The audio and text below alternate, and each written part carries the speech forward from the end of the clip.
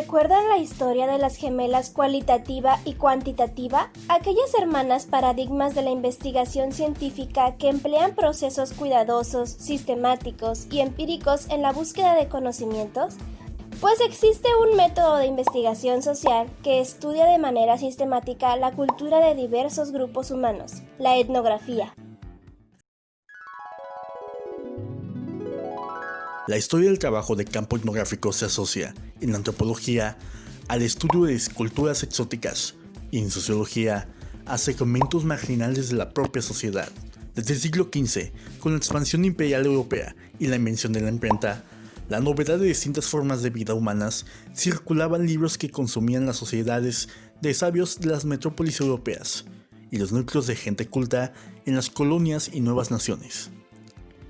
Inglaterra fue considerada la cuna de los padres de la antropología. Oriundos de las leyes y las humanidades, estos etnólogos buscaban inscribir la información dispersa sobre culturas lejanas y salvajes en el hilo común de la historia de la humanidad.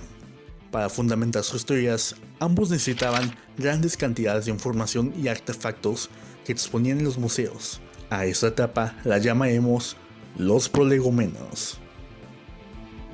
El naturalista alemán Franz Boas y el polaco Bronisław Malinowski son considerados los fundadores del moderno trabajo de campo en Gran Bretaña y los Estados Unidos, respectivamente. Boas recorrió la bahía de Baffin en Canadá en 1883 para revelar la vida de los inuit o esquimales. Su objetivo era producir material etnográfico que muestre cómo piensa, habla y actúa la gente en sus propias palabras, recolectando artefactos y registrando los textos en lengua nativa. En Europa los protagonistas de esta fueron A.R. Radcliffe Brown, su héroe teórico, y Bronisław Malinowski, su héroe etnográfico.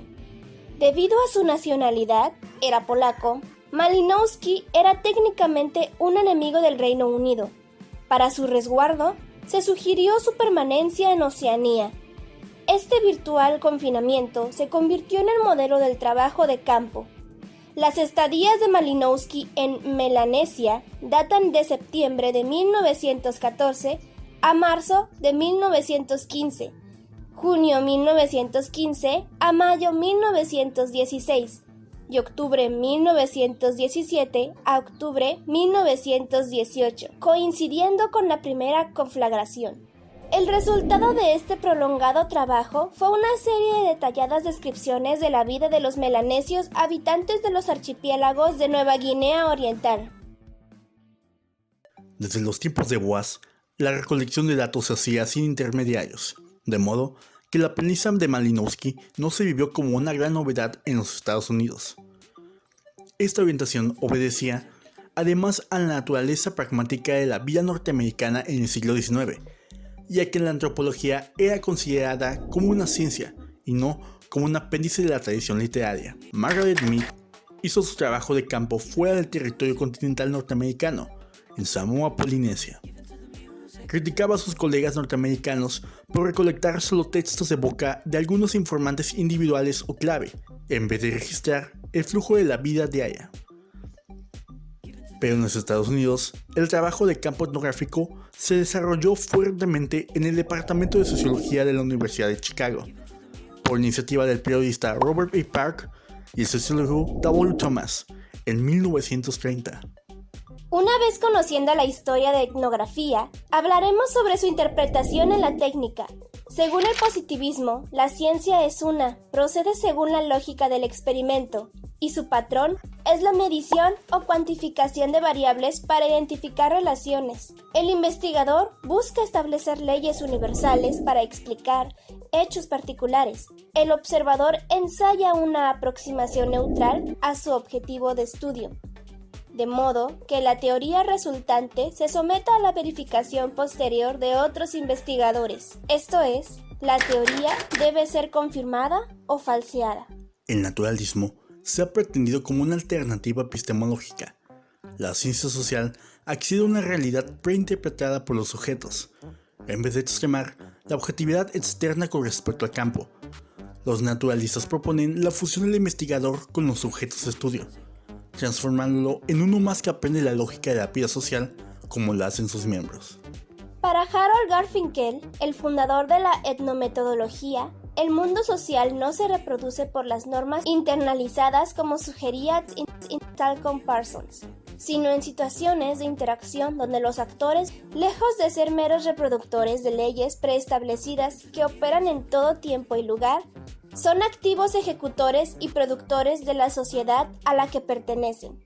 Para los etnometodólogos, el vehículo de excelencia de reproducción de la sociedad es el lenguaje. Al comunicarse entre sí, la gente informa sobre el contexto y lo define al momento de reportarlo. Esto es, lejos de ser un mero telón de fondo o un marco de referencia sobre lo que ocurre ahí afuera. La literatura antropológica sobre trabajo de campo ha desarrollado desde 1980 el concepto de reflexividad como equivalente a la conciencia del investigador sobre su persona y los condicionamientos sociales y políticos. Dos dimensiones modelan la producción de conocimiento del investigador. En una primera dimensión, una invitación a la sociología reflexiva. La segunda dimensión atañe al epistemocentrismo, que refiere las determinaciones inherentes a la postura intelectual misma.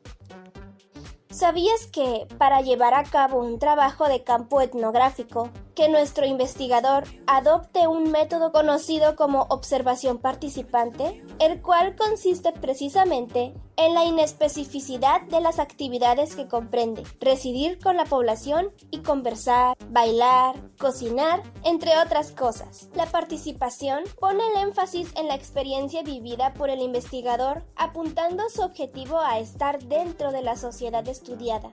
La diferencia entre observar y participar radica en el tipo de relación cognitiva que el investigador entabla con los sujetos informantes y el nivel de involucramiento que resulta de dicha relación. Las condiciones de la interacción plantean, en cada caso, distintos requerimientos y recursos.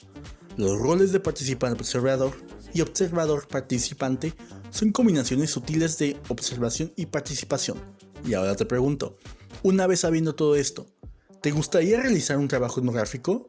¿Qué rol te gustaría desarrollar? Allí te lo dejamos de tarea.